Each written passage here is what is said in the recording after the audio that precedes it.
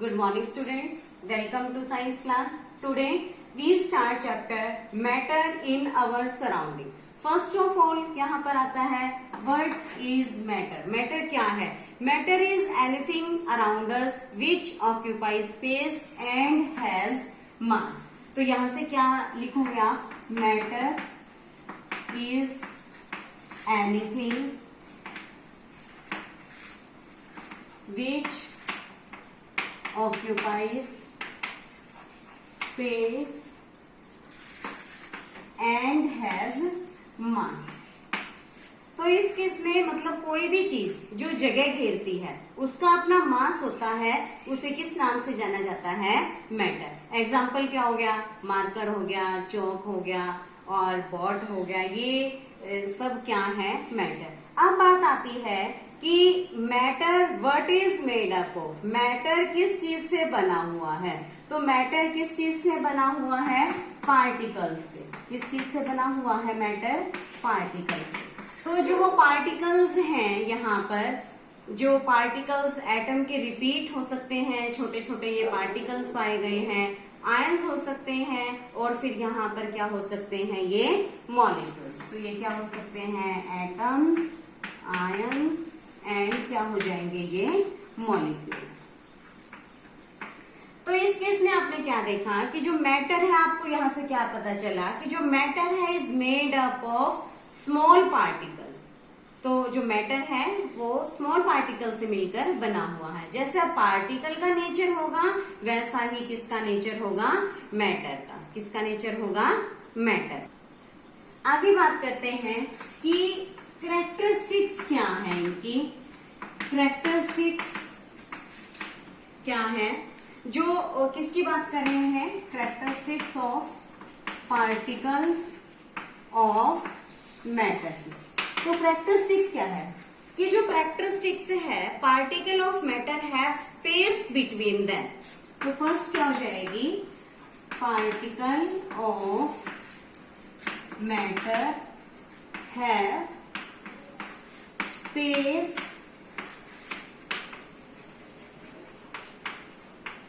Between them. मतलब क्या है कि जो पार्टिकल्स हैं यहाँ पर वो क्या होंगे? काफी टाइटली पैक्ड होंगे. टाइटली पैक्ड का मतलब क्या है कि जो इनके बीच में जो स्पेस है वो न के बराबर है. जितना ये टाइटली पैक्ड होंगे उतना ही ये क्या पाए जाएंगे? इनको कंप्रेस करना भी क्या होगा? हार्ड होगा. अगर हम सेकेंड प्रॉपर्टी की बात करते हैं तो मतलब क्या है कि इनकी जो रैंडम मोशन की बात करते हैं, रैंडम मोशन की यदि बात करें तो उस केस में क्या होगा कि मतलब इनकी कोई स्पीड नहीं है. पार्टिकल्स क्या करते हैं? वहां पर मोशन में होते हैं और इनका जो मोशन रहेगा वो किस पाथ में होगा? जिग जैग पाथ में. जिग जैग का मतलब क्या होता है? टेढ़ा मेढ़ा. टेढ़ा मेढ़ा होता है जिग जैग का मतलब. तो और थर्ड पॉइंट की बात करते हैं तो वो क्या है? Force of attraction. तो फोर्स ऑफ अट्रैक्शन क्या है? मतलब मेटल्स के जो पार्टिकल्स हैं उनके बीच में क्या पाई गई है? आकर्षण. फोर्स ऑफ अट्रैक्शन पाया गया है. चाहे वो फोर्स ऑफ अट्रैक्शन कम हो या फिर वो फोर्स ऑफ अट्रैक्शन ज्यादा हो. इसके अंदर आप एग्जांपल ले सकते हैं सॉलिड के केस में, लिक्विड में और गैस में. अब हम अगर कैरेक्टरिस्टिक्स में देखें तो सबसे पहले जो सॉलिड है उसको देखते हैं. तो जो सॉलिड है वो कैसे पाए गए हैं? टाइटली पैक्ड पाए गए हैं. टाइटली पैक्ड का मतलब है कि इनके जो बीच में स्पेस है वो कैसा है? मिनिमम है. और जो लिक्विड की अगर बात करें तो लिक्विड के अंदर जो पार्टिकल्स हैं वो कैसे पाए जाएंगे? दूर दूर. तो जो लिक्विड है वो क्या है? इंटरमीडिएट है. और ये जो फोर्सेस ऑफ अट्रैक्शन है जो लिक्विड के अंदर वो क्या होगा? कम होगा. और फोर्सेस ऑफ अट्रैक्शन जो सॉलिड है उनके केस में काफी ज्यादा होगा. और अगर हम बात करते हैं गैसेस की तो गैसेस के अंदर जो पार्टिकल्स हैं वो बहुत ही दूर दूर पाए जाते हैं. वेरी लूजली पैक्ड हैं गैसेस और इनके बीच में जो स्पेस है वो मैक्सिमम पाया गया है। और जो फोर्सेज ऑफ अट्रैक्शन की बात करते हैं तो जो गैसेस के अंदर आकर्षण है, फोर्सेज ऑफ अट्रैक्शन है, वो क्या है, सबसे कम है। गैसेस की अगर हम बात करते हैं तो आप अपने घर में देखते होंगे कि अगरबत्ती लगाई जाती है जिसकी जो खुशबू है बहुत दूर दूर तक जाती है। दूसरा एग्जांपल है सॉलिड का, वो क्या हो जाएगा, मार्कर। अब मार्कर तो या चौक है वो तो कहीं नहीं फैलेगा ना, इसलिए जो गैसेस हैं, जो अगरबत्ती का जो एग्जाम्पल लिया है आपने, वो वॉल्यूम, उनका कोई फिक्स वॉल्यूम नहीं होता। पानी की धार है, लिक्विड के अंदर देखें तो वो क्या हो जाती है, बहती हुई जो धार है उसको आप काटेंगे तो उसमें से हाथ निकालेंगे तो कंप्लीटली पूर्ण रूप से कट नहीं होगी, क्योंकि इसके अंदर जो फोर्सेस ऑफ अट्रैक्शन की वजह से जो पार्टिकल्स के अंदर जो अट्रैक्शन पाया गया है वो दोबारा से एक दूसरे को खींच लेते हैं, आकर्षित करते हैं।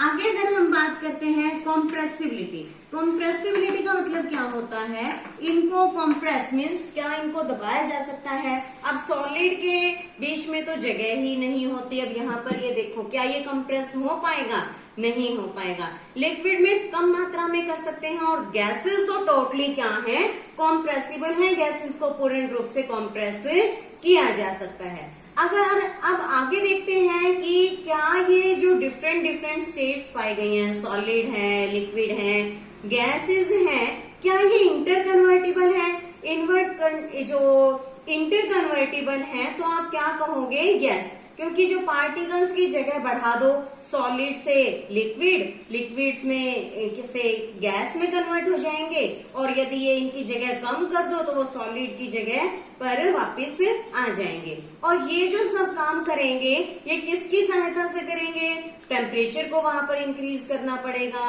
और यहाँ पर प्रेशर को यूज करना पड़ेगा, तो जिससे इनकी स्टेट्स को जो इंटर कन्वर्टिबल है वो किया जा सकता है।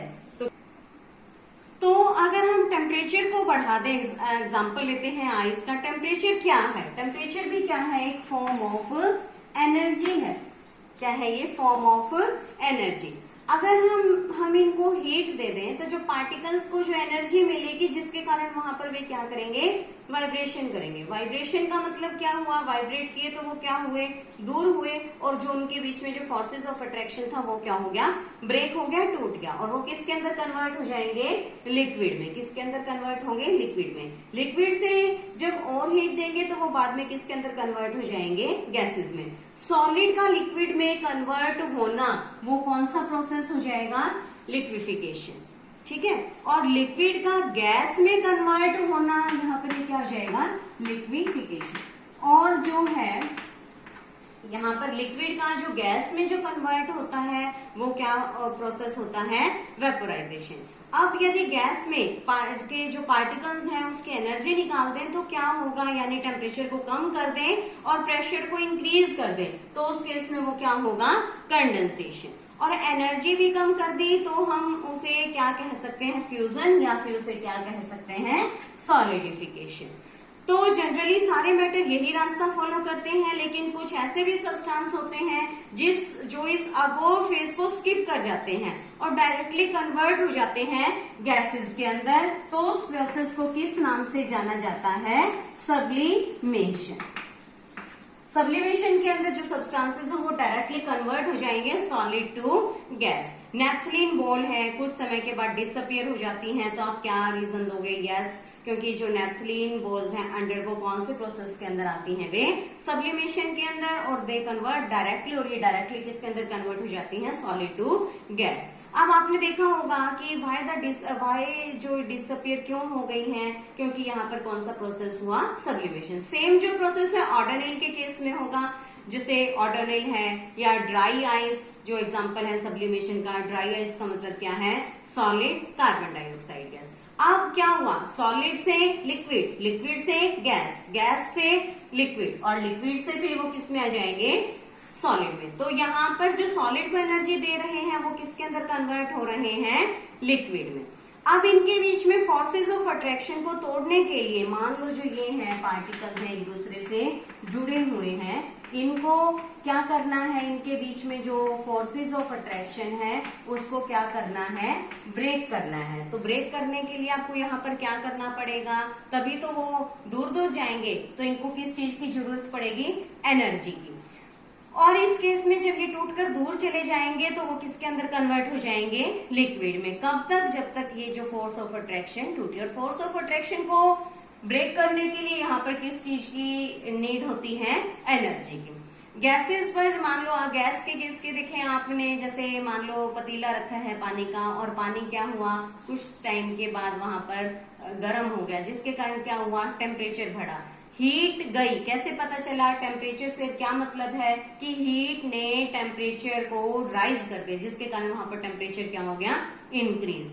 अब हम जब किसी भी सब्सटेंस को हीट प्रोवाइड करते हैं तो वहां पर हम नाप सकते हैं किस चीज को, टेम्परेचर को। इसका मतलब क्या हो जाएगा, टेम्परेचर राइज हुआ, टेम्परेचर क्या हुआ यहाँ पर, राइज। लेकिन अगर कुछ और काम में अगर वो लगती है एनर्जी तो टेम्परेचर वहां पर राइज हुआ नजर नहीं आएगा। क्या होता है, कंप्लीट जब सॉलिड कब तक होता है, जब तक वो पूरा लिक्विड के अंदर कन्वर्ट ना हो जाए, उसका टेम्परेचर राइज नहीं होगा। 0 डिग्री सेल्सियस में आइस पर भी ये जो मिलेगी तो एनर्जी वहां पर कहाँ गई, इन बॉन्ड्स को तोड़ने में। तो वहां पर जो क्या बन जाता है, latent heat of fusion. Latent heat का मतलब क्या है, जो यहाँ पर जो लेटेंट हीट का मतलब क्या है कि जो छिपी हुई वो एनर्जी है, लेटेंट हीट ऑफ फ्यूजन। तो जो यहाँ पर 0 डिग्री सेल्सियस, जो 0 डिग्री सेल्सियस है, मोर इफेक्टिव है in cooling than water at 0 degree Celsius. तो दूसरी तरफ जो फोर्सेज ऑफ अट्रैक्शन को तोड़ेंगे तो क्या होगा, वहां पर लेटेंट हीट ऑफ वेपोराइजेशन। अब जो छिपी हुई एनर्जी है वो कहाँ पर चलेगी, वेपोराइजेशन में। स्टीम के पास यहाँ पर ज्यादा एनर्जी होगी, because it has extra energy in the form of latent heat of vaporisation. अब अगर हम आगे बात करते हैं इवेपोरेशन की, तो जब इवेपोरेशन की बात आती है तो ये जो फिनोमिना है ये कैसा फिनोमिना है, सरफेस फिनोमिना।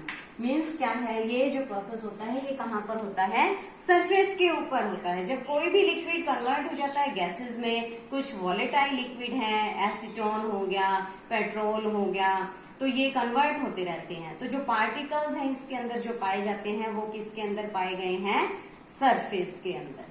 तो जब मान लो बीच में जो आप यहाँ पर मान लो देखो कि ये जो पार्टिकल्स हैं इसके अंदर पाए गए हैं, ये क्या है, सरफेस। तो कुछ पार्टिकल्स कहाँ पर पाए गए हैं, सरफेस के ऊपर भी पाए गए हैं, लेकिन ज्यादातर जो पार्टिकल्स हैं बीच में पाए गए हैं। तो जो बीच वाले जो पार्टिकल्स हैं ये चारों तरफ से इनके बीच में फोर्सेस ऑफ अट्रैक्शन लग रही है। लेकिन अगर हम बात करते हैं सरफेस की बात करते हैं तो एक साइड से तो फोर्स ऑफ अट्रैक्शन है, लेकिन जो अपर साइड है उसके अंदर से फोर्सेस ऑफ अट्रैक्शन यहाँ पर नहीं है। तो पार्टिकल्स क्या करेंगे, वहां से फ्री होना चाहेंगे तो यहाँ क्या करेंगे, यहाँ से एनर्जी लेंगे, यहाँ से लेंगे, यहाँ से लेंगे, और ये क्या करेंगे, यहाँ पर आसपास से एनर्जी को गेन करके क्या निकल जाएंगे वहां से बाहर। तो ये जो फिनोमिना था ये किसके बारे में था, इवेपोरेशन। लेकिन ये ध्यान रखना है कि ये जो प्रोसेस है ये कहाँ पर होगा, सरफेस। अगर हम बॉइलिंग की बात करते हैं तो बल्क फिनोमिना है, क्योंकि प्योर लिक्विड को गर्म कर रहे हैं। और इवेपोरेशन कब तक चालू रहेगा, जब तक कि सारा जो है वहां से इवेपोरेट नहीं हो जाता। जनरली आप डेली रूटीन में देखते हैं, एक ग्लास में जो प्लेट में पानी लें और जो उसे थोड़ा सा पानी लें और शाम तक उसको देखें कि वो पानी जो है वहां पर नहीं मौजूद है, तो उस केस में क्या हुआ, इवेपोरेशन। अगर हम किसी भी सब्सटेंस को अपनी हथेली पर रखते हैं फिर वहां पर हमें क्या महसूस होती है, ठंडक महसूस होती है, तो इसका मतलब क्या है, वहां पर क्या हुआ है, इवेपोरेशन।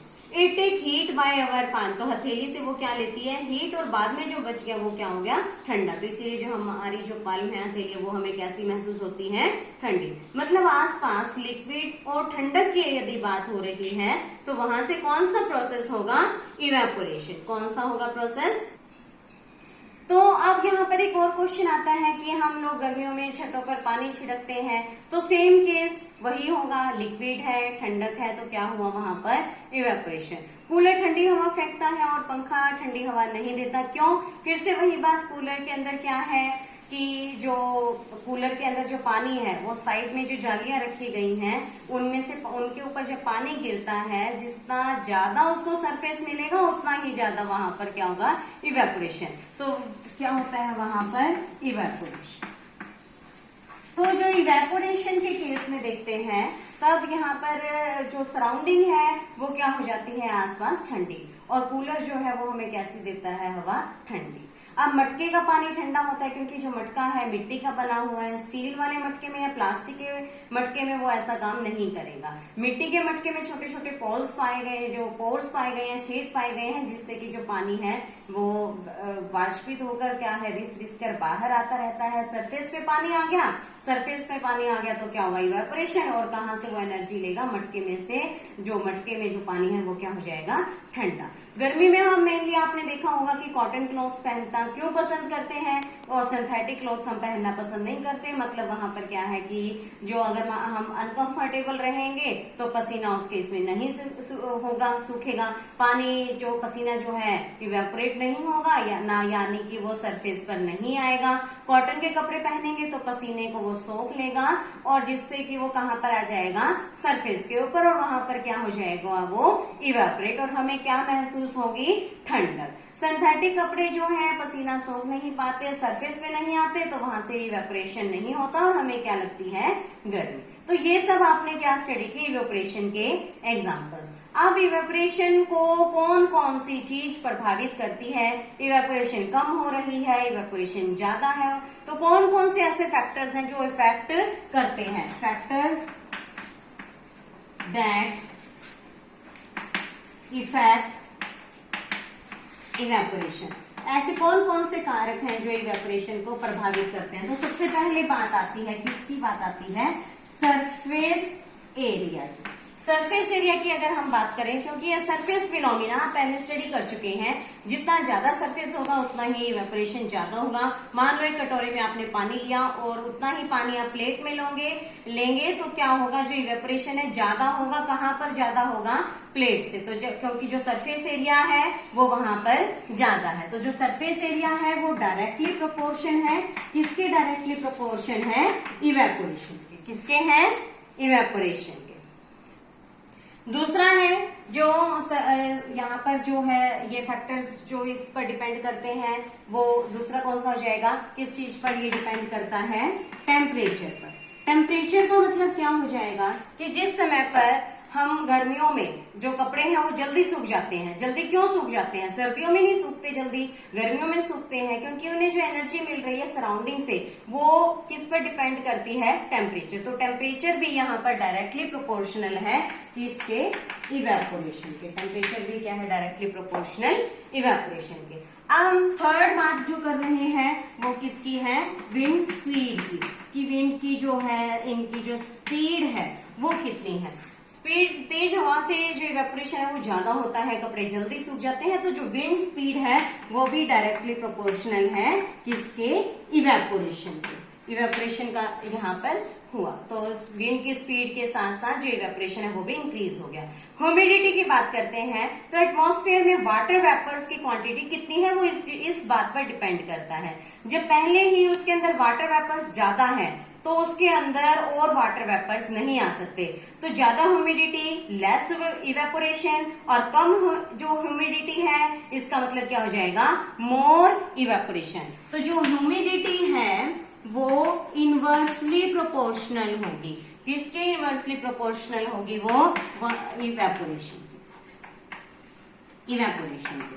तो इस केस में क्या हुआ कि जो कूलर है गर्मियों में के दिनों में वो ज्यादा इफेक्टिव होता है, बारिश के मौसम में जो है चिपचिपाहट कर देता है, क्योंकि गर्मियों में जो एयर के अंदर वाटर वेपर्स हैं वो इवेपोरेट होता रहेगा, लेकिन बरसात में के मौसम में जो एयर के अंदर जो वाटर वेपर्स हैं वो पहले से ही ज्यादा होते हैं और उसके अंदर और वाटर वेपर्स आने की जो गुंजाइश है वो नहीं होती। इसका मतलब जो है ये डिपेंड करता है कि वाटर होल्डिंग कैपेसिटी वहां पर उनकी कितनी है। तो आपने यहाँ पर ये देखा कि जो ये तीन है ये डायरेक्टली प्रोपोर्शनल है और ये क्या है, इनवर्सली प्रोपोर्शनल। तो ये जो था आपका chapter matter in our surrounding. Okay.